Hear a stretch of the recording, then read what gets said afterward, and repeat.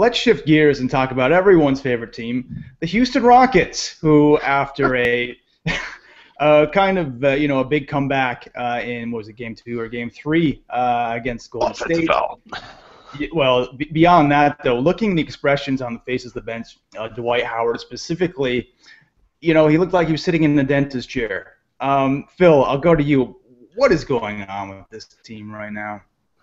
That team is one of the ugliest pieces of basketball mastery I've ever seen in my life. I mean, the fact that you have to sit one of your best players, Dwight Howard, the entire fourth quarter because he can't hit free throws, the fact that his replacement, Josh Smith, they start hacking immediately because he can't hit his free throws, the fact that Michael Beasley can't keep the ball in bounds and just maintain a possession and give the other team a chance to win, the fact that James Harden needs to bail them out over and over and over and over and over again. I mean, it just goes...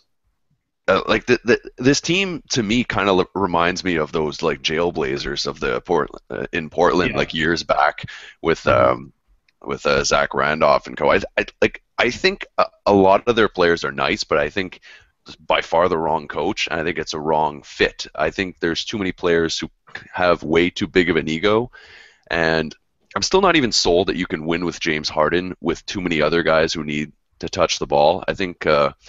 I'm not really sure that Dwight Howard's on this team next year. I think Clint Capella takes up the defensive end of the ball and doesn't need shots, and he's going to kind of replace him there. I think this is a whole big mess. I think they were lucky to win Game 3. I mean, they're playing a team without Steph Curry. Just see the lead they gave up. They're not together. They have no game plan. Like I even remember it was one. They were reviewing that Michael Beasley out of bounds play, and it was just so telling because you saw how Steve Kerr took the opportunity to draw up some plays, have a little timeout, and the Rockets players were just hanging out, just watching. Like, they're not organized. They're not on the same page. You know what? They have a lot of talent, but they need to really, really, really retool. And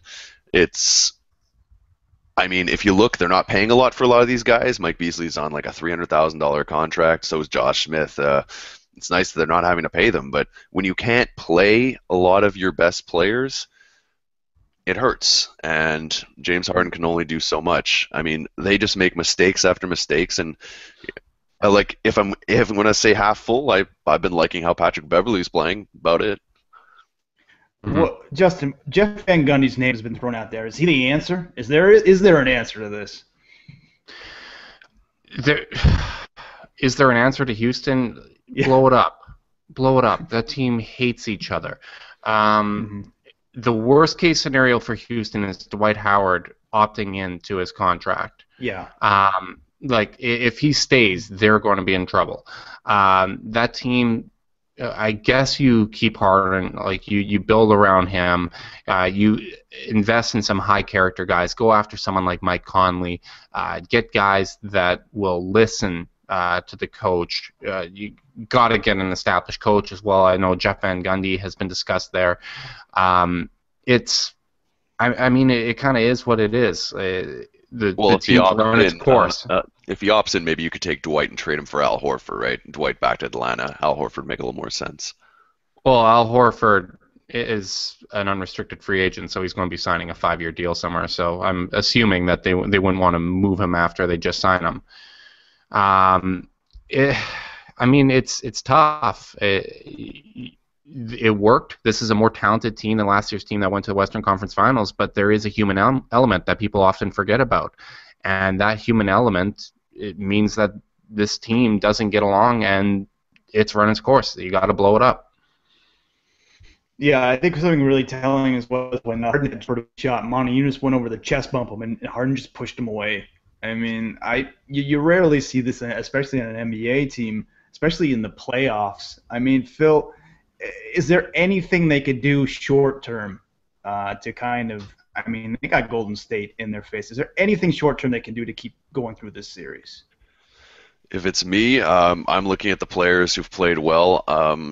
I think early on in the game, I would just be force-feeding the ball to Dwight Howard. I think they played well establishing his low-post offense, get some quick fouls that they can on guys like Draymond Green, Bogut, and all them.